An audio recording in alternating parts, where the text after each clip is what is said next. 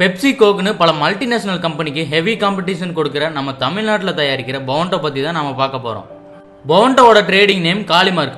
1916 திரு PVSK Palaniappan மற்றும் அவர் மனைவி திருமதி உண்ணாமலை அம்மாளால் அப்போ விருதுப்பட்டின்னு சொல்லப்பட்ட விருதுநகரில் தான் ஆரம்பிக்கப்பட்டது. 23 வயசுல தன்னோட குடும்ப தொழில் காப்பி விற்கிறது.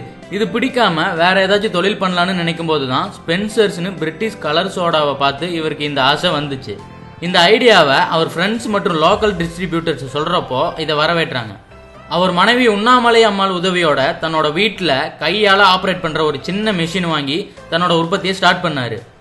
இதை மார்க்கெட்டிங் பண்ண இவர் கஸ்டமரா மாறி கடைக்கு போய் சோடா வாங்கி குடிச்சு இது நல்லா இல்லைன்னு காளிமார்க் சோடா தான் நல்லா இருக்குன்னு சொல்லுவாராம். அதுக்கப்புறம் மதுரை, திருநெல்வேலி, கும்பகோணம், சென்னை மற்றும் காரைக்குடியில் ஸ்டார்ட் பண்ணாங்க. தங்களுக்கு தேவையான கிளாஸ் பாட்டிலை ஜெர்மனியிலிருந்து வர வச்சாங்க. காளிமார்க் ப்ராடக்டோட குவாலிட்டி எல்லோருக்கும் பிடிச்சது. 1958 பவுண்டோன்னு ஒரு புதிய ப்ராடக்டை இன்ட்ரடியூஸ் பண்ணாங்க. இவங்க குடும்பத்தில் இருக்க எல்லாரும் ஒற்றுமையாக வேலை செஞ்சாங்க.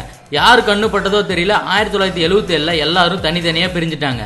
குளோபலைசேஷனுக்கு அப்புறம் பெப்சி கோக்னு பல கூல்ட்ரிங்க்ஸ் தமிழ்நாட்டுக்குள்ளே வந்தது.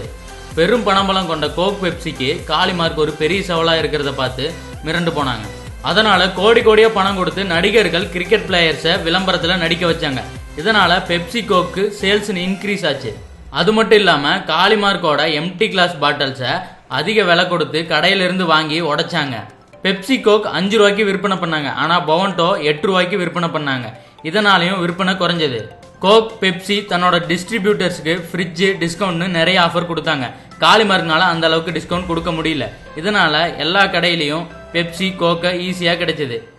தனியா இருந்தா எதுவும் நடக்காதுன்னு 1977 பிரிஞ்ச குடும்பம் 1993 மறுபடியும் ஒன்று சேர்ந்தாங்க. இதனால புற்றுயிர் பெற்ற காளிமார்க் 1994 சேலம்ல ஒரு புது பிரான்ச் ஓபன் பண்ணாங்க. காலத்துக்கு ஏற்ற மாதிரி தங்களோட பிசினஸ் ட்ரிக்ஸை மாத்தினாங்க. கிளாஸ் பாட்டிலுக்கு பதிலாக பிளாஸ்டிக்ல காளிமார்க் சேல்ஸ் பண்ணாங்க. பவுண்டோ புற்றுயிர் பெற்றுச்சு.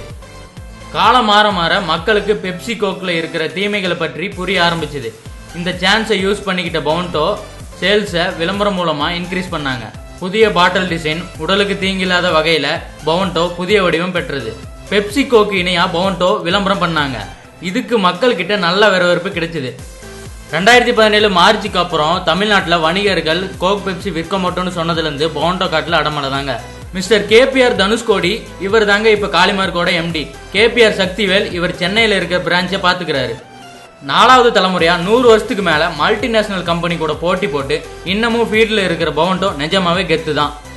அடுத்த வீடியோ பார்க்கறதுக்கு முன்னாடி கீழே இருக்க சப்ஸ்கிரைப் பட்டனை கிளிக் பண்ணி எங்க தமிழ் கிரவுட் சேனலை மறக்காம சப்ஸ்கிரைப் பண்ணுங்க.